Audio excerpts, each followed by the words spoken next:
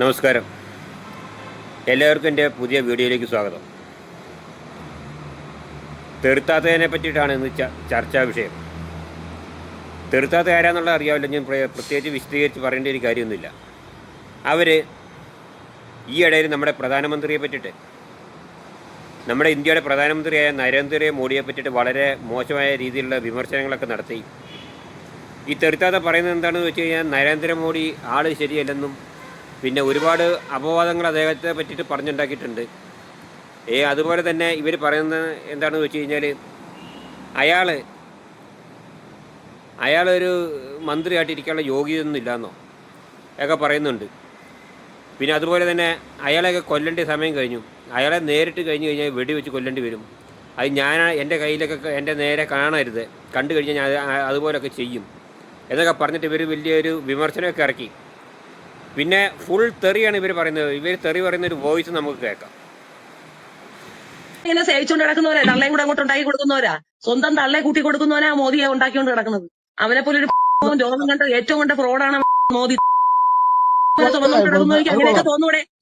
തന്തയ്ക്കുണ്ട് അങ്ങനെയൊക്കെ തോന്നൂടെ? അല്ല, അത് കൊള്ളണവിടെ, അത് കൊള്ളണ്ടേ? ഞങ്ങളൊക്കെ ഒരു തന്തയ്ക്ക് ഉള്ളവരാണ്. തന്ത ഇല്ല എന്ന് പറഞ്ഞാൽ വീട്ടിൽ കാണത്തില്ലായിരിക്കും, ചിലപ്പോൾ പിണങ്ങിയൊക്കെ പോയായിരിക്കും. പക്ഷെ പല തന്തയ്ക്കുണ്ടാക്കിയ 6 കുട്ടികളാണ് അവനെ ഊക്കിക്കൊണ്ട് കിടക്കുന്നത്. തള്ളയാലും കുഴപ്പമില്ല, മോദിയാണ് എന്റെ തന്തയെന്ന് പറയുന്നവർക്ക് അങ്ങനെയൊക്കെ തോന്നൂടെ? അതെങ്ങനെയുണ്ട്? അത് കൊള്ളായിരുന്ന. ശബരിമലയിലെ കാര്യം പറഞ്ഞപ്പോഴത്തേക്ക് സുപ്രീം കോടതി കൊള്ളത്തില്ല. അവനവന്റെ മോദിയുടെ പറഞ്ഞപ്പോഴത്തേക്ക് കൊള്ളാം, സുപ്രീം കോടതി കൊള്ളാം. നല്ല ഒന്നാം തരം എന്റെ കാര്യം പറയല്ലേ? അത് പറഞ്ഞ തത്തയ്ക്ക് വിളിക്കല്ലേ, ഞങ്ങൾ തിരിച്ചും പറയും. എന്റെ അടുത്ത് പറഞ്ഞ ആളുകളെ വെടിവെച്ചും കുത്തി കൊല്ലുന്ന പട്ടി അടുത്ത് ഈ ഏരിയയിലങ്ങ് വന്നു പോരെന്ന് പറ. അവന്റെ ബാലാട്ടി പട്ടികൾ വന്നാൽ അവരെ ഇതേ അവസ്ഥ തന്നെയാണ്. തന്തയ്ക്ക് പറയും, നിങ്ങൾ അമ്മയെ കുത്തി കൊടുത്ത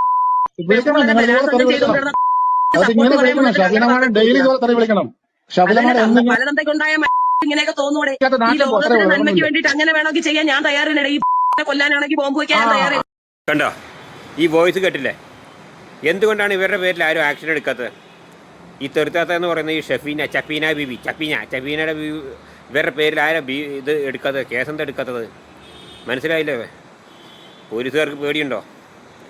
ഇവർ എവിടെ ഏത് പ്രശ്നത്തിലും ചെന്ന് പെട്ട് കഴിഞ്ഞാലും അവിടെയൊക്കെ പോയിട്ട് ഇവർ സമർത്ഥമായിട്ട് ആളെ കൊണ്ട് ഈ വക്കീലിനെ വെച്ച് ആളെ ഇറക്കുന്ന ഒരു പരിപാടിയൊക്കെയാണ്. ഈ ചില സിനിമയിൽ മമ്മൂട്ടി മോഹൻലാലൊക്കെ ഈ സഹനടന്മാരെയൊക്കെ ഇറക്കിക്കൊണ്ടിരുന്ന പോലെ, സ്റ്റേഷനിൽ നിന്നും കോടതിയിൽ നിന്നൊക്കെ ഇറക്കിക്കൊണ്ടിരുന്നു എന്ന പോലെ ആ സിനിമയിലെ അതുപോലുള്ള ഒരു പരിപാടികളൊക്കെയാണ് ഇവർ ചെയ്യുന്നത്. ഈ അടുത്ത് ഒരു യൂട്യൂബർ, ഞാൻ പേരൊന്നും പറയുന്നില്ല, എല്ലാവർക്കും അറിയാമല്ലോ. അപ്പം ഇങ്ങനെ ഒരു പ്രശ്നത്തിൽ പെട്ടു. അവിടെ തൃക്കൊഴുത്താനം പോലീസ് സ്റ്റേഷനിൽ പോയിട്ട് ഇറക്കിക്കൊണ്ടിരു വരുന്നു. കാറിലിരുന്ന് രണ്ടാളും കൂടി സംസാരിക്കുന്നു. അതിനുശേഷം അവർ പോകുന്നു. അപ്പോൾ എന്താണെന്ന് വെച്ച് കഴിഞ്ഞാൽ, ഒരു കൂട്ടം യൂട്യൂബർമാർ ഇവരുടെ ഇരയായിട്ടിരിക്കുകയാണ്.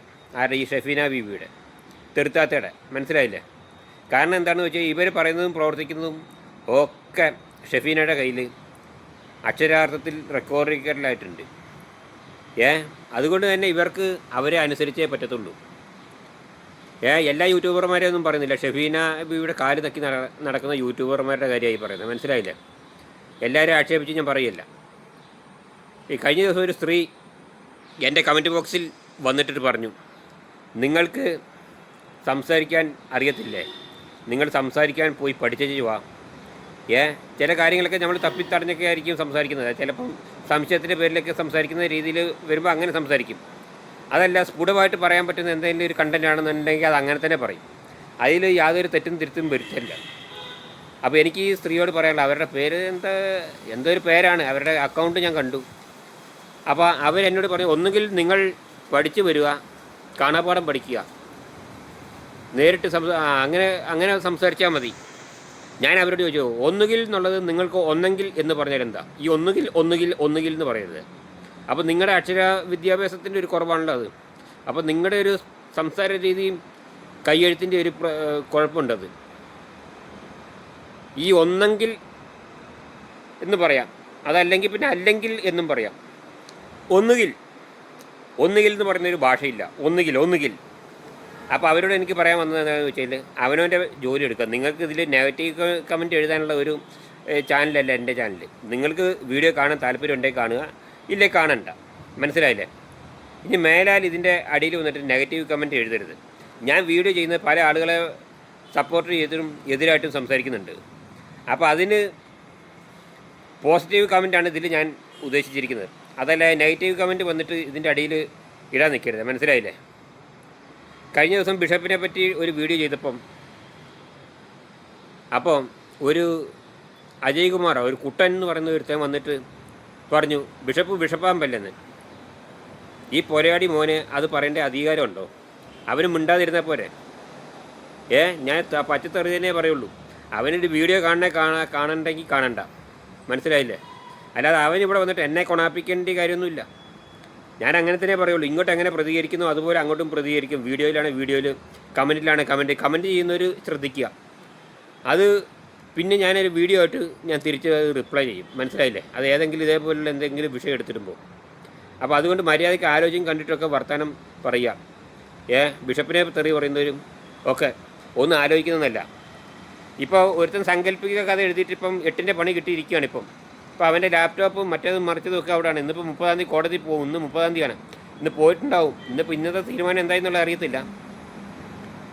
അപ്പോൾ അവനവൻ്റെ ആലോചിച്ചും കണ്ടിട്ടൊക്കെ വർത്തമാനം പറയാം. പിന്നെ അവനെ ചൊറിയുമ്പം വേറൊരുത്തനുണ്ട്, ഒരു റെയ്ഹാൻ റഹു എന്ന് പറഞ്ഞിട്ട് ഒരുത്തനുണ്ട്. അവൻ്റെ പേര് വേറെന്തൊരു പേരാണ്. അവൻ ഇന്നലെ പിന്നെ ഞാൻ ഇങ്ങനെ ഇത് കുണപ്പിക്കാമെന്ന് കണ്ടിരുന്നു, വലിയ വർത്തമാനം പറയാമെന്ന് കണ്ടിരുന്നു. ഞങ്ങൾ അങ്ങനെ ചെയ്ത് ഊരിപ്പോകുന്നു, ഇത്ര തന്നെ ഉള്ളൂ. പിന്നെ ഇതൊക്കെ കള്ളക്കേസാണ്. ഞാൻ ഈ വിഷയം നിർത്തി വെച്ചതാണ്. പിന്നെ ഇവനൊക്കെ പിന്നെ യൂട്യൂബിൽ വന്നിട്ട് ഇങ്ങനെ പിന്നെ ഒലത്തുന്ന ഒരു വർത്തമാനം പറഞ്ഞപ്പം ഞാനിത് റിയാക്ഷൻ ചെയ്തതാണ്. ഇപ്പോൾ ഷഫീന ബീവിയുടെ കാര്യം പറഞ്ഞപ്പോൾ ഞാനിതൊന്ന് എടുത്തിട്ടേ ഉള്ളൂ. മനസ്സിലായില്ലേ? അപ്പോൾ ഇവനോടൊക്കെ ഇപ്പോൾ എനിക്ക് പറയാനുള്ളത് ആലോചിച്ചും കണ്ടിട്ടൊക്കെ വീഡിയോ ചെയ്യാം. ഇന്ന് നീയാണെങ്കിൽ നാളെ മറ്റവൻ. മനസ്സിലായില്ലേ? ഞാൻ ഇതിനു മുന്നേ ഒരു പാർവതി, വോയിസ് പാർവതി എന്ന് പറഞ്ഞിട്ട് ഒരുത്തി വന്നിട്ട് ബിഷപ്പിനെ വളരെ ആക്ഷേപിക്കുന്ന രീതിയിൽ ഇപ്പോൾ ഈ അടുത്ത് ഒരു വീഡിയോ ഇട്ടിരുന്നു. അപ്പോൾ അതിന് ഞാൻ തിരിച്ച് റിയാക്ട് ചെയ്തതാണ്. അപ്പം ആലോചിച്ചിട്ടൊക്കെ പിന്നെ ഇത് ചെയ്യുക, വീഡിയോ ചെയ്യുക. നിങ്ങൾക്ക് വേറെ എന്തൊക്കെ കണ്ടന്റ് അല്ലല്ലോ. ഇപ്പോൾ ഈ വയനാട്ടിലും കോഴിക്കോടും അവിടെയൊക്കെ ഓരോ പെണ്ണുങ്ങൾ ഒളിച്ചു കൊടുന്നു. ഞാൻ അതിൻ്റെ പറ്റി ഒരു വീഡിയോ ചെയ്തതാണ്. ഈ ഷഹാല ഷെഫീൻ എന്ന് പറഞ്ഞിട്ടൊരു പിന്നെ ഒരു യൂട്യൂബർ അല്ല, ഒരു സ്ത്രീയാണ്, ഒരു കുടുംബസ്ത്രീയാണ്. കുടുംബത്തിൽ താമസിക്കുന്ന ഒരു വീട്ടുകാരി. ഇവരുടെ ഭർത്താവ് പ്രവാസിയാണ്. അപ്പോൾ അതിൻ്റെ ഒരു വീഡിയോ ഞാൻ ചെയ്തത്. അപ്പോൾ അത് ഇനി ഞാൻ ഇതിനെ എടുത്തിടുന്നില്ല. അപ്പോൾ ഓരോ കാര്യം പറഞ്ഞതേ ഉള്ളൂ. പിന്നെ എന്തായെന്ന് പറയുമ്പോൾ ബാംഗ്ലൂരിൽ നിന്ന് കണ്ടെന്ന് പറയുന്നു, അവിടുന്ന് കണ്ടെന്ന് പറയുന്നു എന്നൊക്കെ പല യൂട്യൂബർമാർ പറയുന്നു. യൂട്യൂബർമാർ എങ്ങനെ വെച്ചാൽ യൂട്യൂബർമാരുടെ തമ്പനയിൽ കൊടുക്കുന്നത് പോലല്ല. പിന്നെ വീഡിയോ വരുമ്പോൾ വേറെ കഥയാവും. മനസ്സിലായില്ലേ? അപ്പോൾ തമ്പനയിൽ ബാംഗ്ലൂരിൽ നിന്ന് കണ്ട് കിട്ടിയെന്ന് പറയുമ്പോൾ ഈ ആൾക്കാരെല്ലാം കൂടി ഓടിയിട്ട് എല്ലാവരും കൂടെ ഈ വീഡിയോ എടുത്ത് റിയാക്ട് ചെയ്ത് നോക്കും, വായിച്ച് നോക്കും, അല്ല കണ്ടു നോക്കും. അപ്പം ചടാ നശിപ്പിച്ചെന്ന് പറയും. വീഡിയോ കണ്ട പോലല്ലോ ഇവൻ്റെ വീഡിയോ എന്ന് പറയും. അപ്പോൾ അങ്ങനെ ഈ ഒരുപാട് വ്യൂസ് കിട്ടാനും ഒക്കെ ആയിട്ട് പല യൂട്യൂബർമാരും തമ്പനയിൽ കാണുന്നത് പോലെ അല്ല വീഡിയോ ചെയ്യുന്നത്. തമ്പനയിൽ വേറെ ഒന്നാണെങ്കിൽ വീഡിയോ വേറെ ഒന്നാണ്. മനസ്സിലായല്ലോ? അപ്പോൾ ഞാനിപ്പോൾ പറഞ്ഞു വന്നത് ഷഫീന ബീവിനെ പറ്റിയിട്ടാണ്. ഇതിനിടയിൽ 1-2 യൂട്യൂബർമാരൊക്കെ വീഡിയോ ചെയ്തു. അവർ പിടിക്കപ്പെട്ടിട്ടുണ്ട്, കേസായി. പിടിക്കപ്പെട്ട നല്ല കാര്യം. അങ്ങനത്തെ ഒരു ഭൂലോക ജന്തു ഫ്രോഡിനെ ഇവിടെ പുറത്ത് കാണിക്കാതിരിക്കുകയാണ് നല്ലത്. ആരെപ്പറ്റി എന്ത് തോന്നിയ ദിവസവും വിളിച്ച് പറയാൻ പറ്റുന്ന ഇപ്പോൾ അങ്ങനത്തെ ഒരു കാര്യമാണ് ഈ സോഷ്യൽ മീഡിയ. അല്ല, അതൊക്കെ നിർത്തലാക്കണം. ഇതിന് നിയമപരമായിട്ട് നടപടി എടുക്കണം. കാരണം ഇവരൊക്കെ വല്ല ഫേക്ക് അക്കൗണ്ട് വെച്ചിട്ടൊക്കെ ആവും ചിലപ്പം വീഡിയോ ചെയ്യുന്നത്. അപ്പോൾ അങ്ങനെയുള്ളവർക്കൊരു റിയാക്ട് ചെയ്യണം. അപ്പോൾ അങ്ങനെയുള്ളവരുടെ ഒരു കാര്യം പറയാനാണ്. മനസ്സിലായില്ലേ? അപ്പോൾ ഷഫീന ബീവി പിടിക്കപ്പെട്ടെന്ന് പറയുന്നു. ഇന്നലെ ഈ ഒളിച്ചുകൂടിയ ഈ വീട്ടമ്മേനെ പറ്റിയിട്ടൊരു വീഡിയോ ഇന്നലെ അവർ ഇരുന്ന് ചെയ്യുന്നത് ഞാൻ കണ്ടു. അപ്പോൾ ഇന്നലെ പിടിക്കപ്പെട്ട ആളെങ്ങനെ വീഡിയോ ചെയ്യാൻ സാധ്യതയില്ലല്ലോ. അവരൊന്നും പിടിക്കപ്പെടാൻ പോകുന്നില്ല. ഇനി പിടിക്കപ്പെട്ടാൽ തന്നെ അതെങ്ങനെയും ഊരിപ്പോരുകയും ചെയ്യും. കാരണം എന്താണെന്ന് അറിയോ? അവരങ്ങനെയാണ്. കാരണം അവർ നല്ലതാണെന്ന് ഞാൻ പറയുന്നില്ല. അവരുടെ അടുത്ത് ഒരുപാട് ഫാൾട്ടുകളുണ്ട്, ഒരുപാട് വൃത്തികേടുകളും ഒക്കെ തെറികളും അവർ പറഞ്ഞു കൂട്ടുന്നുണ്ട്. ഇന്നലെ തന്നെ ആ ഇപ്പോൾ നിങ്ങളെ വോയിസ് റെക്കോർഡ് കേട്ടതാണല്ലോ, ആ നരേന്ദ്രമോദിയെ തെറി പറയുന്നത്. കാരണം ഇതൊക്കെ ഇവരെ ശരിക്കൊരു അകത്തിടാനുള്ളൊരു വകുപ്പാണ്. അത് ഇനിയെങ്കിലും നിയമപാലകർ ഇവരെ കണ്ടറിഞ്ഞിട്ട് ഇവരെ പോലീസിൽ എടുക്കണം, ഇവരെ കേസെടുക്കണം ഇവരുടെ പേരിൽ, കോടതിയും പോലീസൊക്കെ കണ്ടിട്ട്. ഇങ്ങനെ വിടരുത്. ഇവർക്കെന്തും പറയാം, മറ്റുള്ളവർക്കൊന്നും പറയാൻ പറ്റത്തില്ല.